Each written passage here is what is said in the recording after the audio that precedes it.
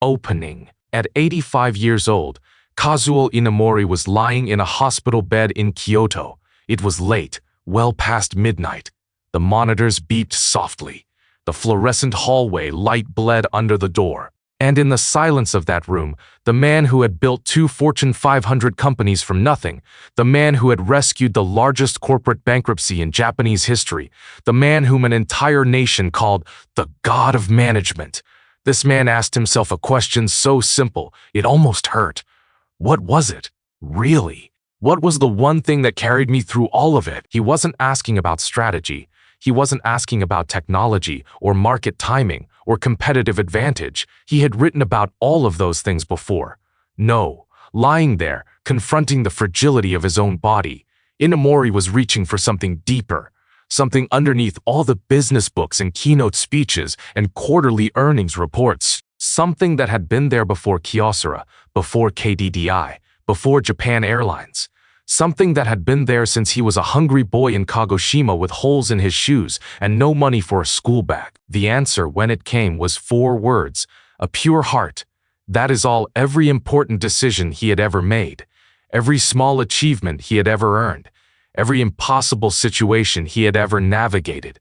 At the root of all of it, beneath the strategies, beneath the effort, beneath the intelligence, was a single unwavering quality of heart. Not talent, not luck, not connections, heart. And he knew, with the clarity that only comes at the edge of mortality, that he had to write it down, not as business advice, not as self-help, but as a final, honest accounting of what a human life is actually built from. 2 years later, at 87, Kazuo Inamori published Heart, a book he wrote entirely by hand, 2 hours a day, over 18 months, deliberately avoiding jargon, deliberately refusing ghostwriters, deliberately stripping away everything except the raw truth of 70 years of living.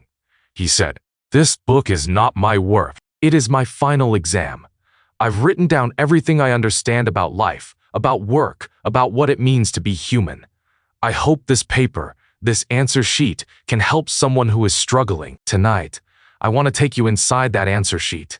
I want to walk you through the life of a man who started with absolutely nothing, not even hope, and built everything through one single principle that most people dismiss as naive. We're going to trace his journey from a post-war slum to the boardrooms of global corporations, from a tuberculosis ward to the cockpit of a resurrected airline. And along the way, we're going to confront a question that you, yes, you, watching this right now, have probably been avoiding. What is the actual quality of your heart? And is it strong enough to carry the life you want to live? Let's find out. 1.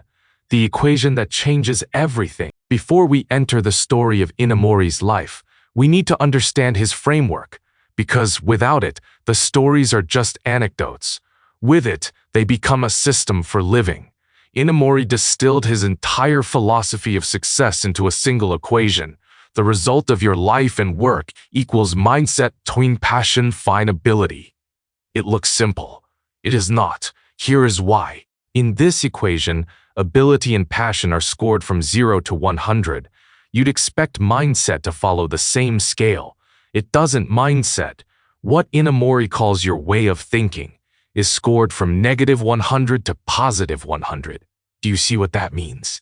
It means that a person with extraordinary ability and burning passion, but a negative mindset, a mindset driven by resentment, selfishness, cynicism, or dishonesty, will produce negative results.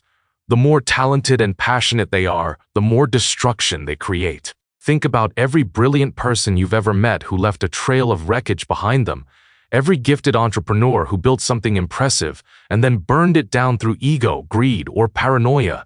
Inamori's equation explains them perfectly. High ability, high passion, negative mindset. The multiplication turns their gifts into weapons. Conversely, and this is the part most people miss, a person with modest ability and moderate passion, but a profoundly positive mindset, will outperform the genius over time. Not in a single sprint, over a lifetime, because a positive mindset compounds. It attracts trust. It builds relationships. It creates the conditions for luck. It transforms setbacks into education. It turns colleagues into allies and customers into evangelists. Inamori proved this with his own life. He was not, by his own admission, particularly brilliant. He graduated from a mediocre university. His first job was at a ceramics company so close to bankruptcy that all his colleagues quit within the first year.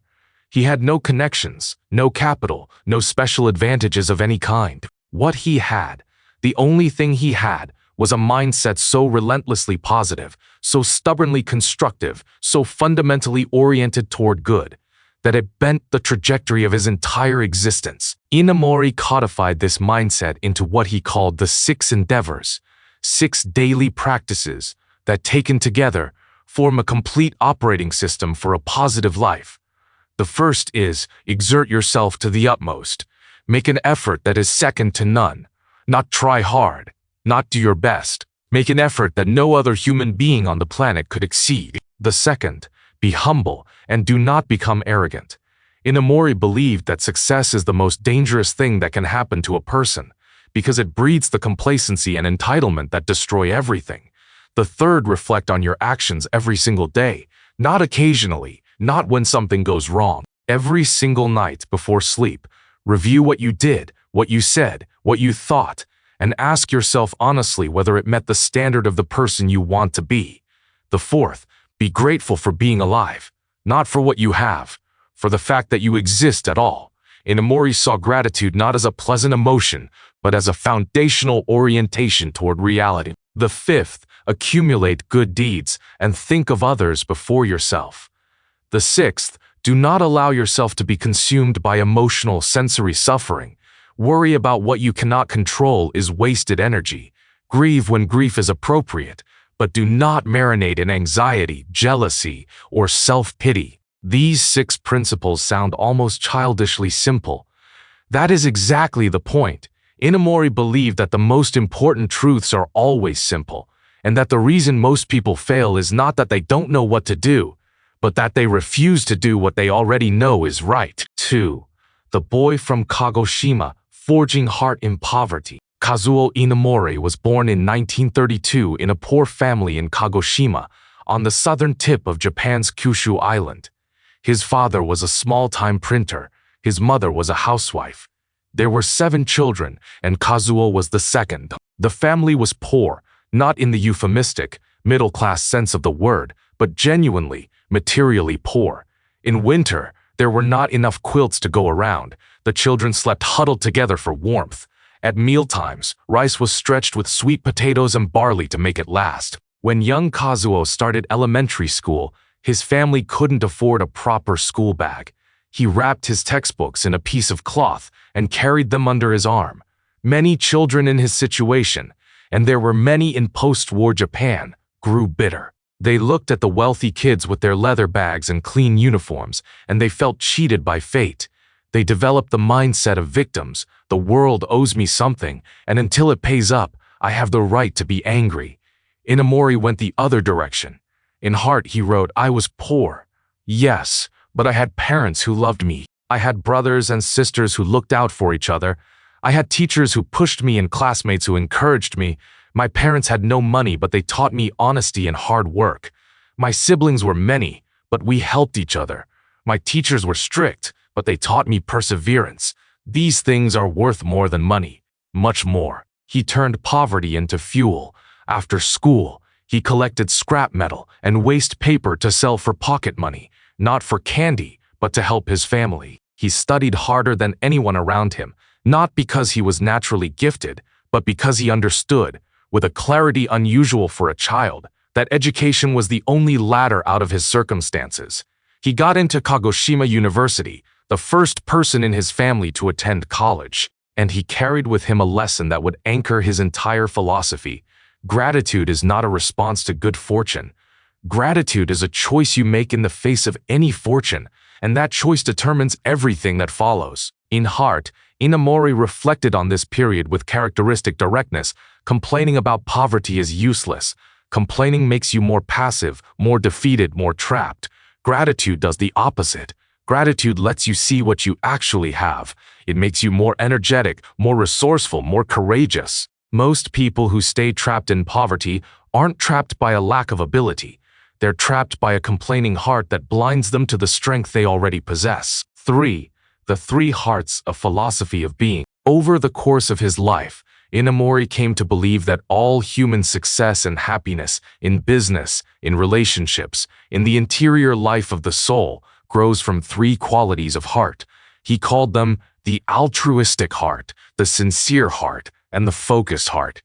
These are not three separate ideas. They are three dimensions of a single way of being. The altruistic heart provides direction. It tells you where to aim. The sincere heart provides foundation. It tells you how to stand. The focused heart provides method. It tells you how to move. Together, they form the complete operating system of a well-lived life. Strip any one of them away, and the system breaks down. Focus without sincerity becomes manipulation. Sincerity without altruism becomes self-righteousness. Altruism without focus becomes ineffective sentimentality. But when all three are present, aligned and active, something extraordinary happens. Let me show you what that looks like in practice. The altruistic heart. Most people misunderstand altruism. They think it means self-sacrifice, giving away what you have until there is nothing left. Inamori saw it completely differently. In Heart.He wrote, altruism is not sacrificing yourself. It is creating a bond of mutual benefit between yourself, others, and society. When you genuinely think of others, others think of you, and in the end, you receive far more than you would have gained through selfishness. This is not idealism. This is the rational, natural law of human connection. Humans are social animals. No individual can survive or thrive without connection to others. And altruism, genuine concern for the well-being of others, is the most powerful way to build those connections. Not networking, not relationship management, not transactional favors with strings attached. Real, unguarded concern for another person's welfare. Inamori tested this principle at the extremes of business pressure, and it held every single time. The founding of Kyocera, the rescue of Japan Airlines, the creation of KDDI. In each case, the decisive factor was not strategy, not capital, not technology. It was the quality of heart that Inamori brought to the enterprise. And the quality of heart was always the same. What can I do for others? The sincere heart. Sincerity for Inamori was not politeness. It was not the Japanese art of saying pleasant things to maintain social harmony. Sincerity was something much harder and much more valuable, the courage to face problems directly, to admit mistakes honestly, to refuse the comfort of excuses and self-deception. Sincerity is not flattery, he wrote. It is the willingness to confront reality, good or bad, without flinching. A person who loses sincerity, no matter how smart or hardworking they are, will eventually fail. Because no one wants to trust a person who is not sincere. No one wants to build something with a person who hides the truth. Inamori's entire life was a demonstration of radical sincerity toward his own mistakes, toward his critics, toward the brutal realities of business competition. He never made excuses. He never blamed others. When things went wrong, he looked inward first, always. The focused heart. Focus in Inamori's philosophy is not stubbornness. It is not the blind refusal to change course. It is the discipline to pour all your energy into the task in front of you, to do it completely, to do it with your whole being, to pursue it to the point of mastery before moving on. Life's time and energy are limited, he wrote. If you scatter your attention across many things, you will probably accomplish nothing. Only by concentrating your energy on one thing and doing it to the utmost will you achieve something worthwhile. Inamori's own career is the proof. As a young man, he focused exclusively on ceramics research. After founding Kyocera, he focused exclusively on the ceramics business. When he created KDDI, he focused on telecommunications. When he rescued GL, he focused on airline reform. He never chased trends. He never diversified for the sake of diversifying. He never jumped from one hot industry to another. He stayed. He went deep. He mastered. And then, from that depth of mastery, he changed the world. The focused heart, Inamori wrote, is like a magnifying glass. It concentrates your energy on a single point and generates enormous power. It helps you break through barriers and accomplish things that scattered effort never could. Most people who achieve nothing in life don't lack ability. They lack focus. They're too restless, too impatient, too unwilling to stay with one thing long enough to master it. 4. Kyocera, The company built on a promise. In 1959, Kazuo Inamori was 27 years old. He had 5 million yen, roughly $30,000 at the time, scraped together from friends and supporters. He had a rented warehouse that served as his factory. He had 8 employees, and he had an idea to build a company that manufactured advanced ceramic components. The early days were brutal. Kyocera faced 3 simultaneous crises. The technology wasn't mature enough, orders were scarce, and cash was running out. Inamori and his tiny team worked around the clock. There was one stretch where they didn't sleep for 3 consecutive days, trying to fill an urgent order. They failed. The product didn't meet specifications. The client demanded compensation. The company teetered on the edge of bankruptcy before it had barely begun. Employees grumbled. Some whispered that following Inamori was a dead end, that the company wouldn't survive, that they'd be better off finding real jobs at established firms. Inamori heard the complaints. He didn't argue. Instead, he called a company-wide meeting, all 8 people, and made a statement that would define Kyocera for the next 6 decades. I didn't create this company to make money for myself. I created it so that all of you could work with peace of mind and live happy lives. I promise you. As long as I am here, no one will lose their job. No one will have to worry about putting food on the table. And then he did 2 things that no rational business textbook would recommend. First, he cut his own salary to the same level as his lowest paid employee. When the company lost money, he took no salary at all, 0, while ensuring that every single employee was paid in full. Second, he formally abandoned the conventional business objective of maximizing shareholder value. In its place, he established a corporate mission that has remained unchanged for over 60 years, to pursue the material and spiritual happiness of all employees and to contribute to the advancement and development of society. Notice the order. Employees first, society second. Shareholders aren't even mentioned. This was radical in 1959. It remains radical today. But it worked, not despite being idealistic, but because it was idealistic in the most practical possible way. When employees saw that Inamori was genuinely willing to sacrifice his own income for their security, something shifted. The grumbling stopped. People started volunteering for overtime. One employee quietly took his personal savings and invested them in the company. Clients noticed the change too. One customer said something that Inamori never forgot. I believe that a boss who treats his employees well will never make a bad product. Kyocera grew. It didn't grow because of brilliant strategy or proprietary technology, though it eventually had both. It grew because the quality of heart at its center attracted the trust, loyalty, and effort of everyone it touched. Decades later, when Kyocera had become a Fortune 500 company, someone asked Inamori what he was most proud of. His answer, not the size of the company, not the profits. The fact that in over 60 years, Kyocera has never laid off a single employee. Even during the worst economic crises, we found ways, shorter hours, company-wide pay cuts, starting with my own, to keep everyone employed. 5. The forged sincerity under fire. Let me tell you about the moment that forged Kazuo Inamori's character. The moment when his commitment to sincerity was tested beyond what most people would endure. As a young researcher at Shofu Industries, a struggling ceramics company, Inamori was assigned to develop high-frequency insulating ceramics for television cathode ray tubes.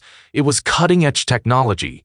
In Japan, at the time, no one had successfully manufactured this material. Inamori had no experience, no mentor, no roadmap. All he could do was experiment. Try, fail, analyze, try again. For weeks, every batch he produced was defective, raw materials wasted, client deadlines missed. The factory director called him into his office and said, point blank, "Can you do this or not? If you can't produce results, you are finished here." Most people, in that situation, would reach for an excuse. The technology is too new. The equipment is inadequate. The raw materials are substandard. These excuses would have been partially true, which makes them the most dangerous kind of excuse because they feel justified. But Inamori bowed his head and said, "It is my fault. I haven't found the right method yet. I will improve. I will not miss another deadline." Then he moved into the laboratory, literally moved in. He brought a sleeping bag and laid it on the floor next to his workbench. He ate instant noodles. He drank tap water. For an entire month, the lab was his home. He dismantled every failed sample, examined every fracture point, recorded every data point from every experiment. He spent his few free hours in the library, reading every paper ever published on high-frequency insulating ceramics. One night, he burned his fingers during an experiment. He wrapped them in gauze and kept working. He said later, "I couldn't let my mistakes cost the company and the client, and I couldn't let my own effort go to waste." Eventually, he found the answer. The proportions of the raw materials were wrong. He reformulated the mixture, ran the experiment one more time, and it worked. The factory director later told colleagues, "The most valuable thing about Inamori is not his technical skill, it is his sincerity. He doesn't hide from his mistakes. He takes responsibility for them. He is willing to give everything to correct them. A person like that will succeed at anything." Inamori reflected on this experience in Heart. Facing your mistakes sincerely is not self-denial. It is self-growth. Every mistake is an opportunity to learn. Only by honestly admitting the mistake, analyzing it, and correcting it can you grow from it and avoid falling in the same place twice. Most people repeat the same mistakes over and over because they lack the sincerity to face them. They make excuses, they deflect, and so they sink deeper and deeper into the same mud. After founding Kyocera, Inamori announced that his goal was to build a world-class ceramics company. The reaction from the industry was mockery. Kyocera was a tiny workshop operating out of a rented warehouse, world-class. Inamori must be dreaming. One competitor laughed openly. He doesn't even know what a world-class company needs. Inamori didn't argue. He didn't write angry letters. He didn't give defiant press conferences. He simply went to work. Under his leadership, Kyocera developed multi-layer ceramic capacitors, breaking the American monopoly and becoming the world's largest supplier. They developed ceramic knives, sharper and more durable than steel. That became a global household name. They developed solar cells with conversion rates that led the world, contributing to the clean energy revolution before most people had even heard the term. When Kyocera had objectively, undeniably become a world-class company, the mockers fell silent. Inamori wrote, "When people doubt you, arguing is pointless. They only believe what they can see. The only way to answer doubt is with action. Most people are destroyed by criticism not because the criticism is powerful, but because they care too much about what others think. They waste their energy defending themselves instead of doing the work that would make defense unnecessary." 6. Confronting the darkness, poverty, disease, and failure. Inamori's philosophy was not developed in a comfortable study. It was forged in crisis, real crisis, the kind that strips away pretense and reveals what a person is actually made of. In Heart, he devoted an entire section to the adversities that shaped him because he wanted readers to understand. The quality of your heart is not tested when things are going well. It is tested when everything falls apart. Poverty. We've already seen how Inamori reframed his childhood poverty as an advantage rather than a handicap. But he didn't stop at reframing. He extracted a universal principle from his experience. When you face deprivation, he wrote, you have two choices. You can complain, which makes you passive, bitter, and blind to opportunity. Or you can practice gratitude, which opens your eyes to the resources you already have, energizes your effort, and gives you the courage to change your circumstances. Most people who remain trapped in difficult situations are not trapped by external conditions. They are trapped by an internal orientation of complaint that prevents them from seeing the power they already possess. This is not toxic positivity. Inamori was not saying that poverty is pleasant or that systemic barriers don't exist. He was saying something much more precise, that between the external condition and the internal response, there is a gap, and what you put in that gap determines everything. Disease. Inamori faced serious illness twice. At 27, he was diagnosed with tuberculosis, a disease that, in 1950s Japan, was still a potential death sentence. His colleagues urged him to fight, to rage against the diagnosis, to attack the disease with the same intensity he brought to his research. But Inamori's response was eerily calm. The disease is already here, he said. Fear is useless. What I can do is accept it, cooperate with the treatment, and focus on recovery. During his hospitalization, he didn't rest. He turned the hospital into a classroom, borrowing stacks of books on ceramics research, studying between treatments, using the enforced stillness as an opportunity to build the knowledge base that would later underpin Kyocera. He also spent time talking with other patients, encouraging them, sharing his calm. He recovered after a year and returned to work with a new understanding. Illness taught me that life is precious and time is limited. I had to use whatever time I had left to do things that mattered. The second illness came at 85, stomach cancer requiring surgery. At that age, many people would have chosen conservative treatment. Inamori chose surgery. "I trust the doctors," he said, "and I trust my body. If the surgery gives me a few more years, I can do a few more meaningful things. I can help a few more people." The surgery succeeded. He recovered, and he wrote Heart. In the book, he reflected, "Fear of illness is more destructive than illness itself. Fear weakens your body. Fear darkens your mind. Fear makes recovery harder. Acceptance does the opposite. It calms you. It lets you cooperate with treatment. It gives your body the best possible chance." Most people who are destroyed by serious illness are not destroyed by the disease. They are destroyed by the fear that takes root in their heart before the disease has a chance to do its work. Failure. Inamori failed many times. His ceramics research produced months of defective results. His early business orders fell through. He once invested heavily in a ceramic bearing project, convinced that ceramic bearings would outperform metal in durability and heat resistance, only to discover that the manufacturing cost was prohibitively high and the market wasn't ready. The invested capital was almost entirely lost. His employees were devastated. Some suggested abandoning R&D investment altogether. It was too risky, the losses too painful. Inamori, characteristically, was calm. "This project failed," he told them. "But we learned where the cost bottleneck is. We learned what the market actually wants. We learned what to watch for in future investments. This knowledge is worth more than the money we lost." He took the lessons from that failure and applied them to subsequent projects, avoiding similar mistakes and eventually building Kyocera's reputation for calculated, disciplined innovation. In Heart, he wrote, "Despair in the face of failure is useless. Despair robs you of confidence and courage, but a growth-oriented heart can extract learning from any failure, and that learning makes you stronger, more capable, better prepared for the next challenge." Most people who are broken by failure are not broken by the failure itself. They are broken by a despairing heart that blinds them to the growth opportunity hidden inside every setback. 7. Work as spiritual practice. Here is where Inamori's philosophy diverges most sharply from the conventional Western understanding of work. In the West, work is generally understood as an economic transaction. You trade time and skill for money.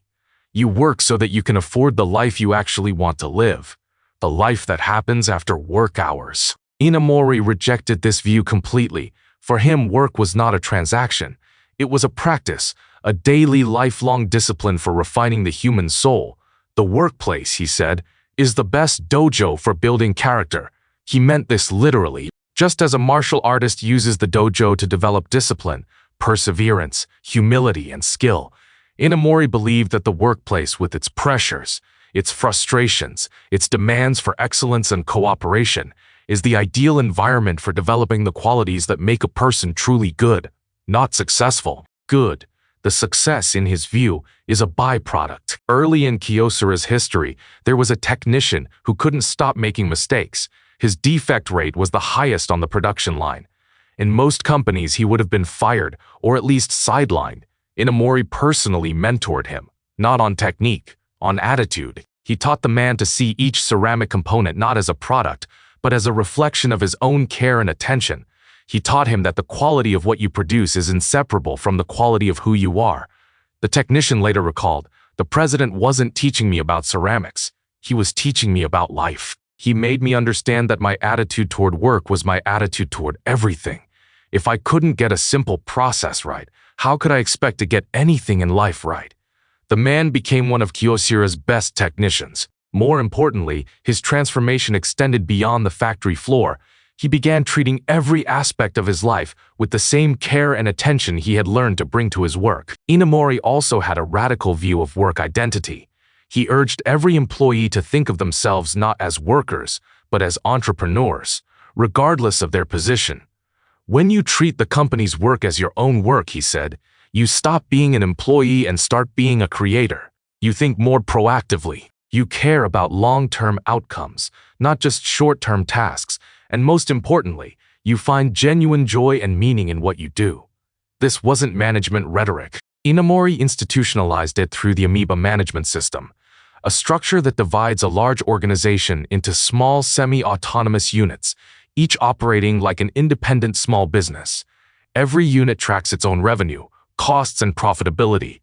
Every employee can see exactly how their work contributes to the whole. The result was extraordinary. Kyocera consistently maintained industry-leading profit margins per employee, while simultaneously achieving the lowest turnover rate in its sector.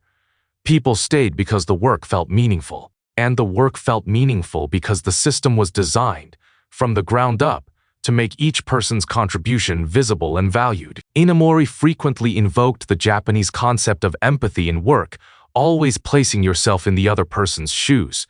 If you are making a product, imagine you are the customer receiving it. If you are a colleague, imagine you are the person who depends on your output. This practice, he believed, not only improves work quality, but cultivates the deeper human capacity for compassion and responsibility. He connected this principle directly to the concept of altruistic heart.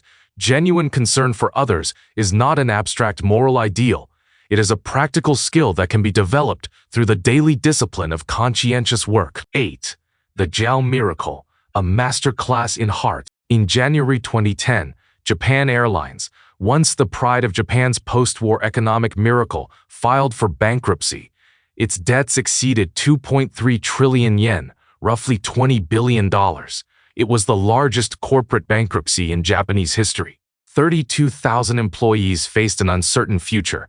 The Japanese government was desperate. They needed someone to lead the reconstruction.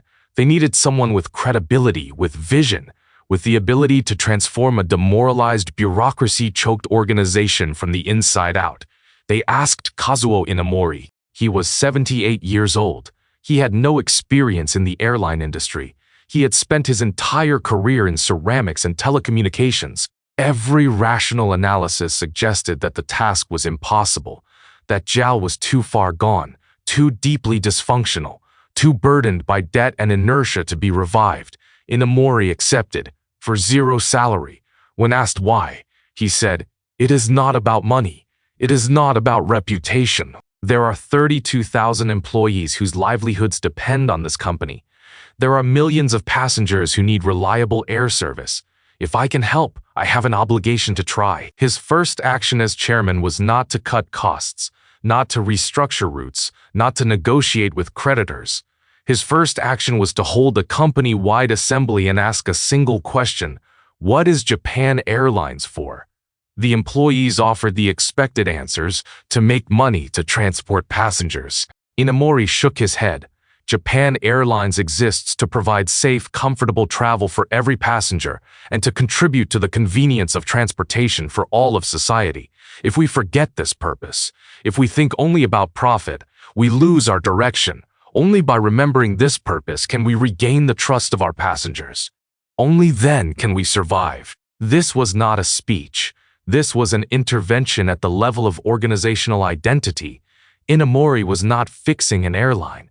He was transplanting a heart. He required all managers to leave their offices and work on the front lines, carrying luggage, guiding passengers through boarding, standing at gates and counters, physically experiencing what customers experienced. He redesigned service details, children's meals on flights, more compassionate handling of delays and cancellations, small touches that communicated to passengers that they were seen, valued, cared for. He told employees, "We are not selling tickets. We are providing a complete travel experience."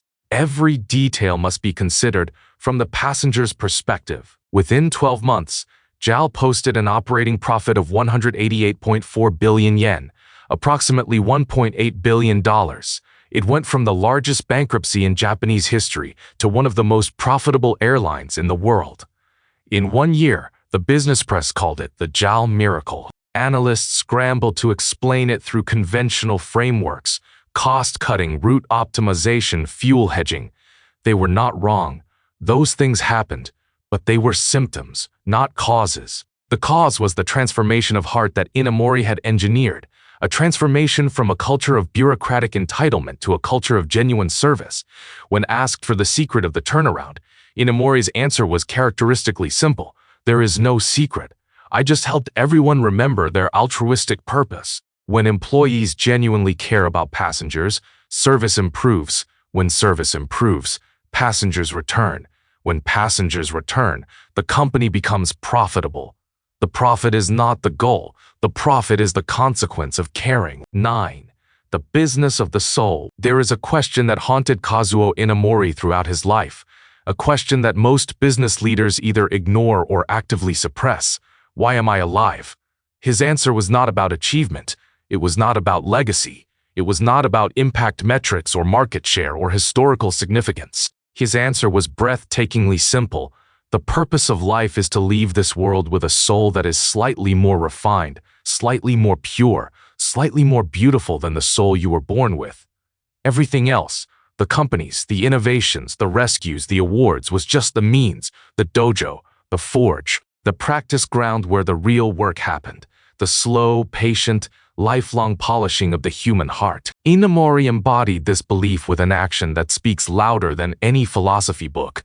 In 1984, he established the Inamori Foundation, dedicated to supporting education, scientific research, and humanitarian causes. He personally funded the Kyoto Prize, an international award recognizing outstanding contributions in advanced technology, basic science, and arts and philosophy, with the explicit intention of honoring achievement that serves humanity, not just commerce. He donated to disaster relief. He supported scholarships for students from disadvantaged backgrounds. He participated actively in community development, and in his final years he lived simply, far more simply than his wealth would have permitted, because he genuinely believed that accumulating material possessions beyond what was needed was a distraction from the real purpose of existence. He wrote in Heart, "A company's soul is not its profit, it is its heart.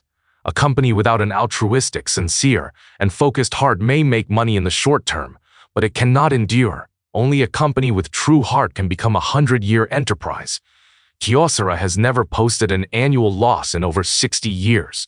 KDDI has been continuously profitable since its founding. These are not coincidences.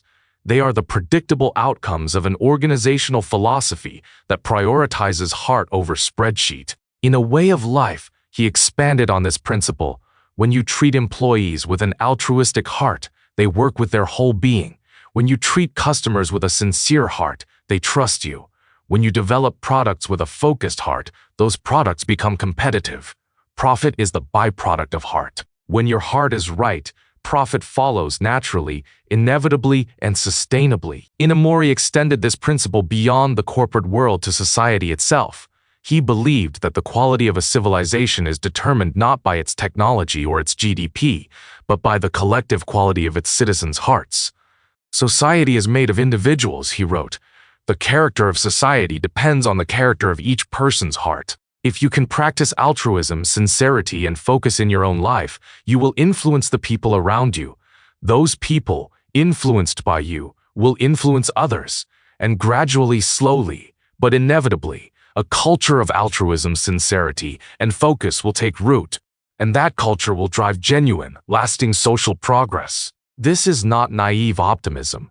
This is the reasoned conclusion of a man who spent 70 years testing the hypothesis with his own life, and watching it prove true again and again, in contexts ranging from an 8-person startup to a 32,000-person airline. 10.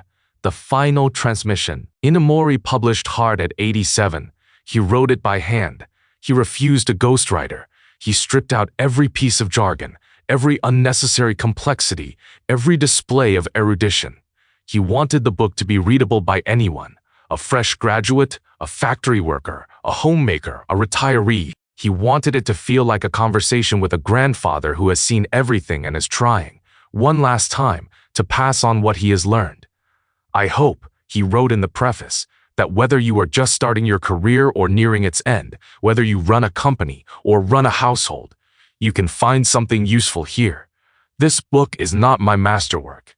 It is my final exam paper. I've written down everything I understand about life, about work, about what it means to have a human heart. I hope this answer sheet can help someone who is struggling on the road of life. What did he want to leave behind? Not a business methodology, not a management framework, not a success blueprint.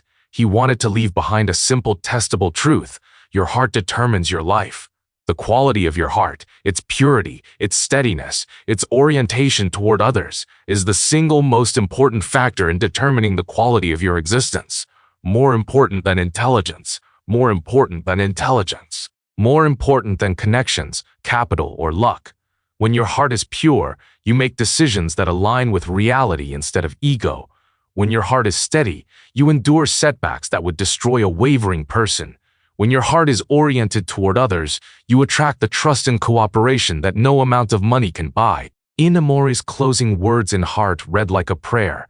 May you possess a pure heart, a sincere heart, a focused heart, an altruistic heart.